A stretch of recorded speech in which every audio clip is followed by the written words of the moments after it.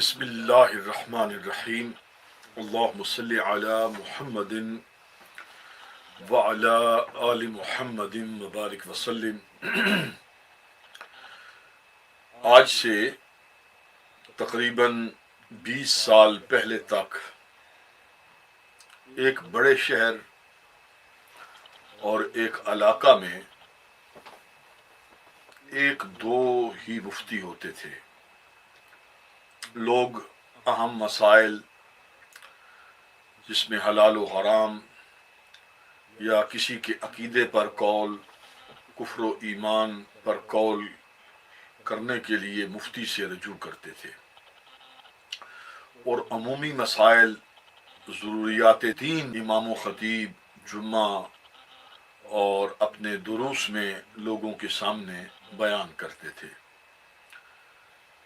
حلال و حرام اور کفر و ایمان پر فتویٰ کوئی امام و خطیب نہیں دیتا تھا۔ علماء کا مزاج اور رویہ اس معاملے میں بہت احوط تھا۔ تکفیر کرنا، کسی کو گمراہ کہنا، ضال و مضل کا قول کرنا، کسی کو جہنمی کہنا، نار جہنم کا مستحق سمجھنا، ترک تعلق، سلام سے روکنا، یہ صرف تحریری تھا، اور مستند مفتی بہت سوچ و بچار کے بعد، بلکہ مکمل تحقیق چھان بین کرنے کے بعد یہ فتویٰ جاری کرتا تھا، اور پھر اس کے فتوے کا احترام بھی ہوتا تھا۔ جیسے کہ کسی بادشاہ کا کوئی حکم نامہ آ جائے، عدالت کا کوئی فیصلہ آ جائے، اسی طرح ایک مفتی کے فتوے کی قدر کی جاتی تھی۔ فتویٰ کا معنی ہے حکم شرعی، لیکن جب شریعت آج ہم دیکھ رہے ہیں، جو وارث ہیں شریعت کے، علوم شرعیہ کے، وارثان محراب و منبر ہیں ان کے رویوں کے، تو ہمیں آج افسوس ہوتا ہے کہ جب سے social media, technology, what's app, mobile phone, communication کے تمام ذرائع خاص و عام کے استعمال میں آسان ہو گئے ہیں، تو پھر ظاہری بات ہے کہ اس کے کچھ نتائج نکلتے ہیں۔ دولت اور شہرت، یہ اس کا ایک لازم و ملزوم نتیجہ ہے۔ اس کے سوشل میڈیا کے اثرات میں سے، نتائج میں سے ہمیں یہ صاف اور واضح محسوس ہوتا ہے کہ دولت اور شہرت کل تک دنیا دار اور دین دار، ان کا معیار اور مقصود مختلف تھا۔ آج دنیا دار اور دین دار دونوں کا مقصود ایک ہے، اور دونوں اس ہی دوڑ میں لگے ہوئے ہمیں صاف نظر آتے ہیں۔ دولت اور شہرت جب جمع ہوتی ہے تو پھر ایک نئی طاقت وجود میں آتی ہے، اور یہ طاقت کا معنی ہے حکمرانی، حکومت، اور اپنی مرضی، اپنا حکم نافذ کرنا، اور پھر اس کا ایک نتیجہ پھر نکلتا ہے جو خون خرابہ ہے، فساد فی الارض ہے۔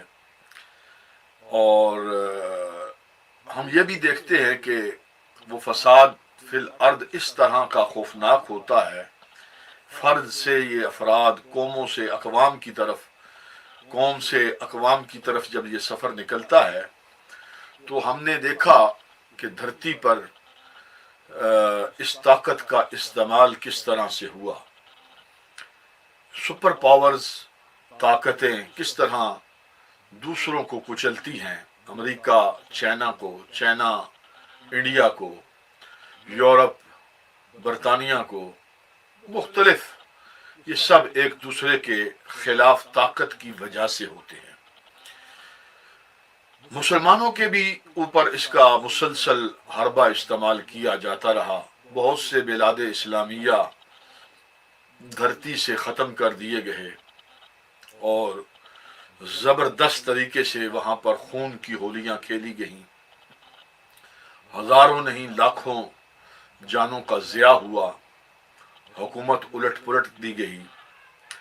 اس کے پیچھے مادی دنیا کی ایک دوڑ ہے. مسلمانوں کے زوال کے اسباب میں ایک یہ سبب ہے کہ حصول دولت اور شہرت کے اس گھنونے کھیل میں یہ بھی ہمیں صف اول میں کھڑے نظر آتے ہیں.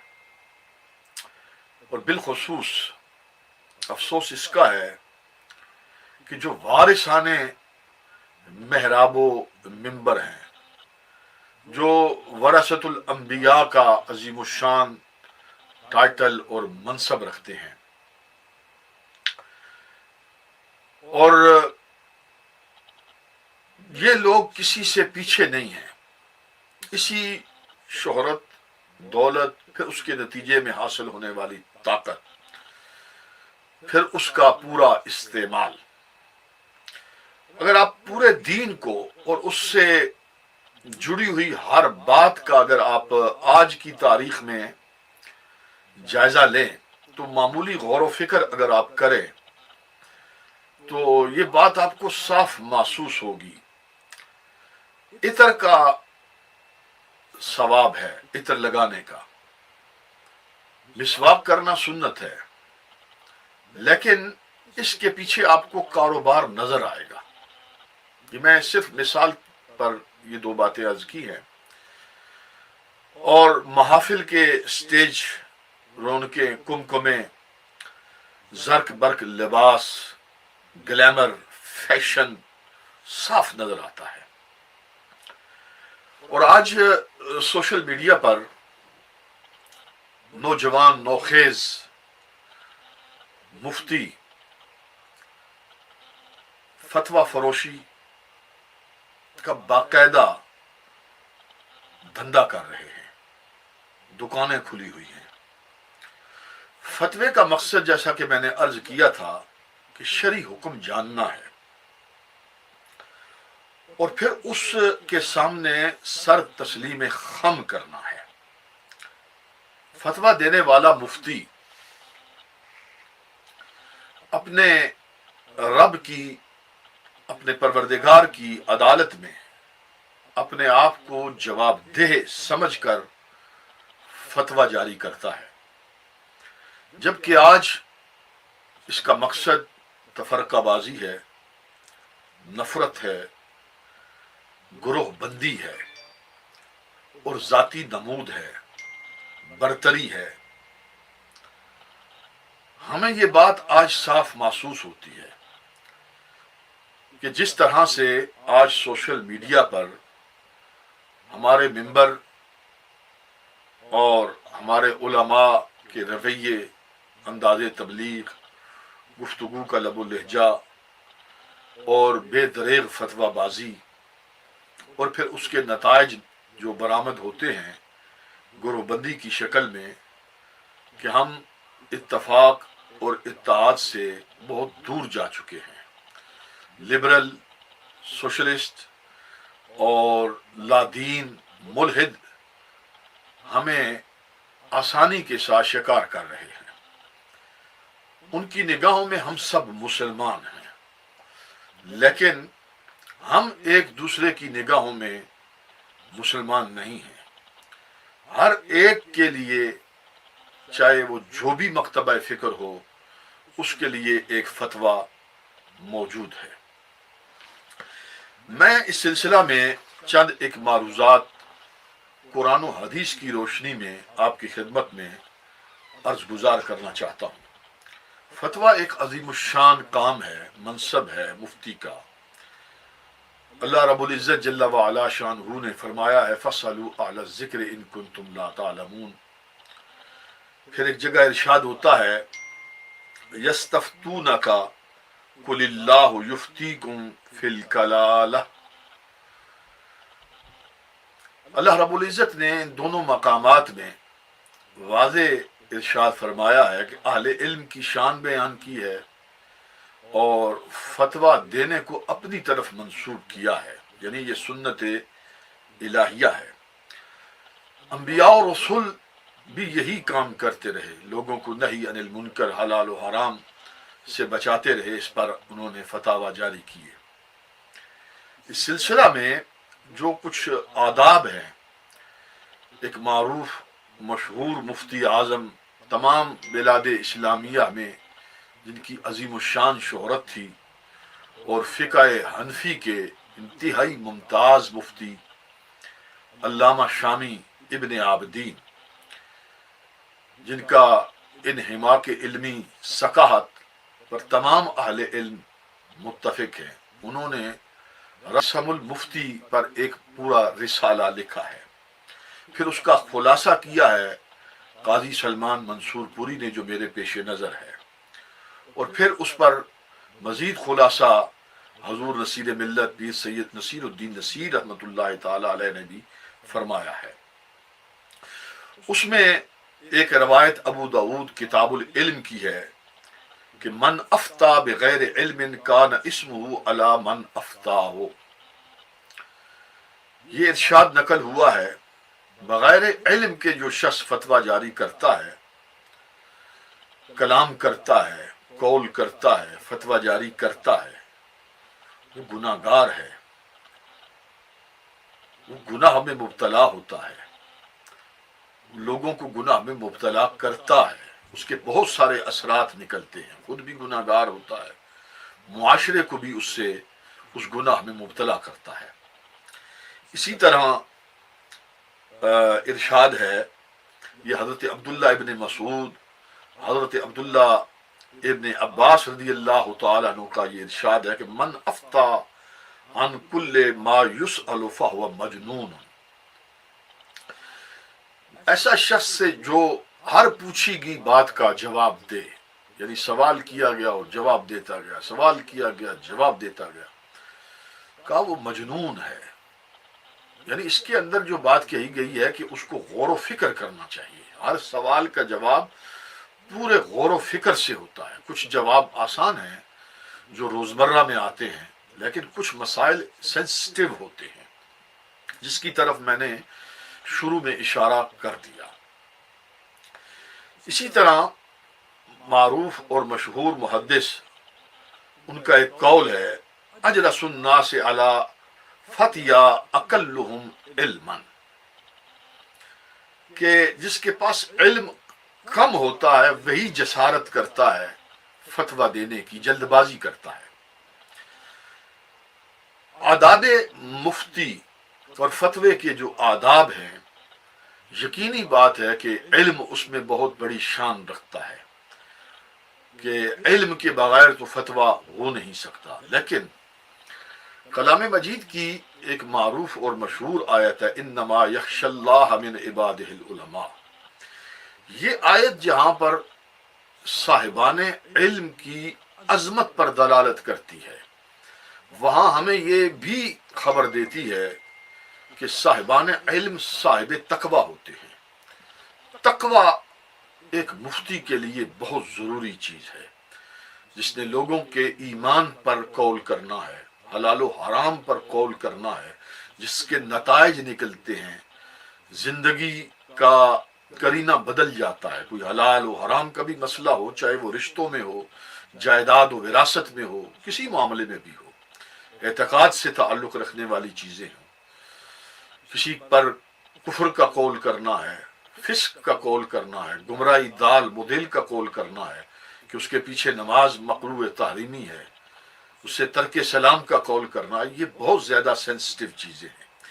یہ پہلی بات یاد رکھیے کہ یہ قطعیات ہوتے ہیں، ان کے لیے دلائل بھی قطعی چاہیے ہوتے ہیں۔ تو مفتی کا کام یہ ہے کہ وہ پوری سوچ و وچار کے ساتھ، پوری چھان پھٹک کے بعد وہ یہ قول کرتا ہے۔ محض قیاسی باتیں، سنی سنائی باتیں جس پر اس کے پاس کوئی مضبوط دلیل نہ ہو، کہ کسی کا قول اس کے سامنے تاریخاً موجود نہ ہو، قولاً موجود نہ ہو، کوئی ایسی بات اس کے سامنے موجود نہ ہو، اس وقت تک وہ اس پر فتویٰ جاری نہیں کر سکتا۔ میں نے عرض کیا کہ اس میں سب سے اہم چیز جو ہے علم کے بعد وہ تقویٰ ہے۔ یہاں پر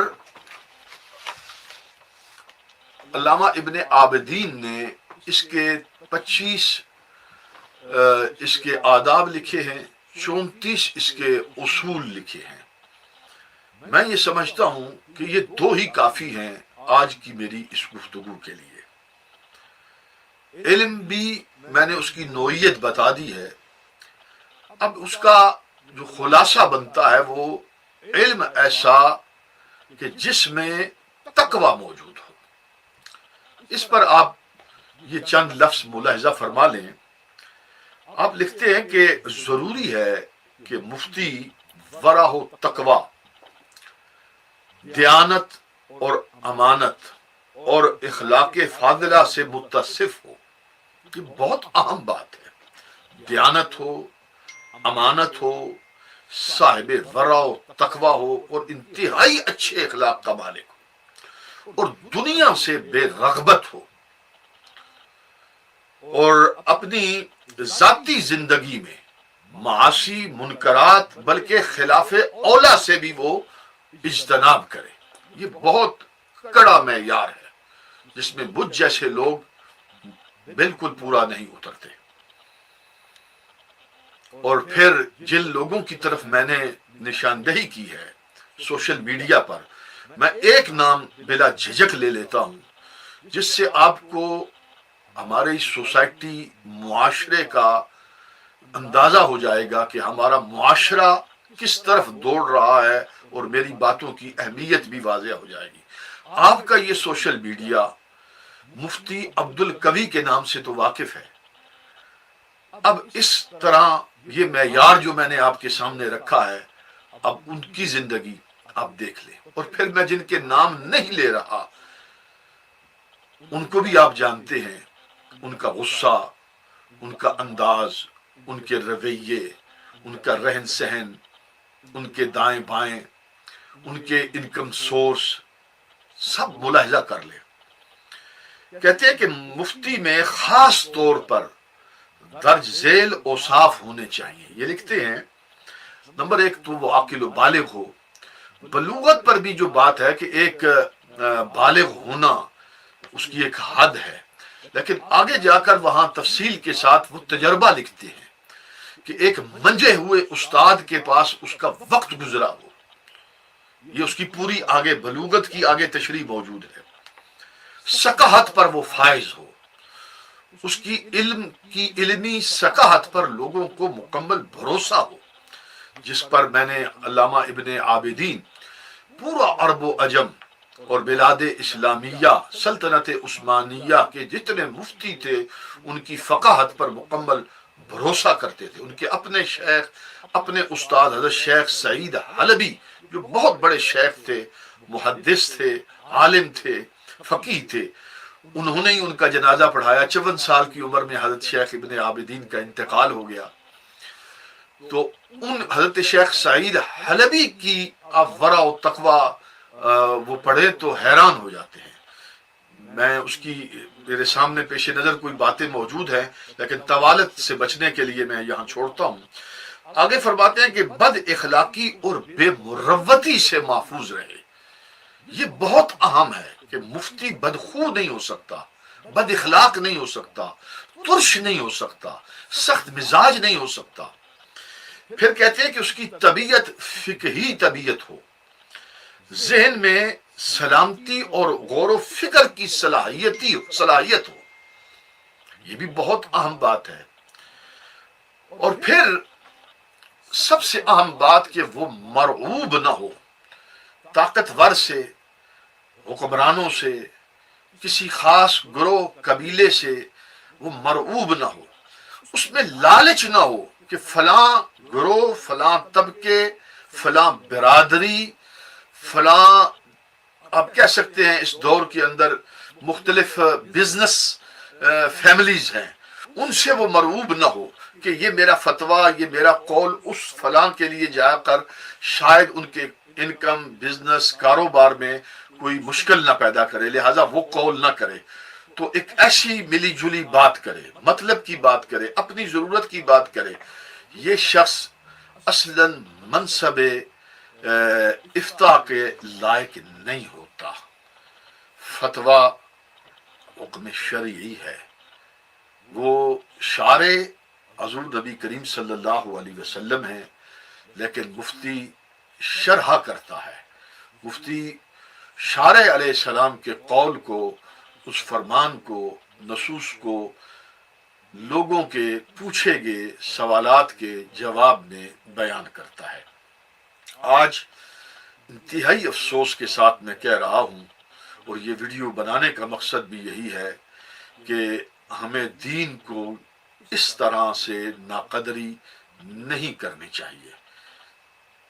میں امید کرتا ہوں کہ یہ چند معروضات میں نے جس مقصد عالیہ کے لیے بنائی ہیں کہ ہماری سوسائٹی فتنہ فساد کا شکار ہو رہی ہے، بے دریغ فتویٰ بازی کی جا رہی ہے، اور مسلمانوں کو تقسیم کیا جا رہا ہے، مسلمانوں کے درمیان نفرت پھیلانے کا سامان کیا جا رہا ہے۔ اس وقت کل بلاد اسلامیہ، جتنی بھی مسلمان ممالک ہیں، ان کو اتفاق و اتحاد کی اشد ضرورت ہے۔ ملحدین، سیکولر، سوشلسٹ، لادین قوتیں ہم پر یلغار کیے ہوئے ہیں، اور پھر بالخصوص پاکستان کے اندر اس وقت ہمیں بہت زیادہ ضرورت ہے کہ ہم اہل پاکستان، بالخصوص جو علماء ہیں، وہ اپنے رویوں میں کچھ نرمی پیدا کریں تاکہ ہم دشمن کا آسان نوالا نہ بنے۔ جو ضروری مسائل ہیں ان پر بھی گفتگو احتیاط سے کریں، بالخصوص کسی کے دال مدل گمراہ ہونے، کسی سے ترک تعلق، اور نماز کا کسی کے پیچھے مکروہ تحریمی ہو جانا، اس طرح کے اقوال جو ہیں وہ ان کو بیان کرنے سے گریز کریں، جبکہ ماضی میں وہ یہ خود سارے کام کر چکے ہوں۔ جن کو وہ بدعقیدہ کہتے ہوں، ان کے پیچھے وہ خود بھی نمازیں پڑھ چکے ہوں، ان کے دسترخوانوں میں کھانے بھی کھا چکے ہوں، بلکہ اب بھی کھا رہے ہوں، اب بھی ان کے پیچھے نماز پڑھ رہے ہوں، ان کو مقتدا بنا رہے ہوں، تو دوسری جانب وہ کچھ اور قول کر رہے ہوں، تو یہ قول و فعل کا ایک کھلا تضاد ہے۔ اللہ رب العزت کی بارگاہ میں التجا ہے، دعا ہے، پروردگار عالم جل جلالہ ہمیں حق بات کہنے کی، حق بات سمجھنے کی، حق بات سننے کی توفیق عطا فرمائے۔ والسلام علیکم ورحمۃ اللہ وبرکاتہ۔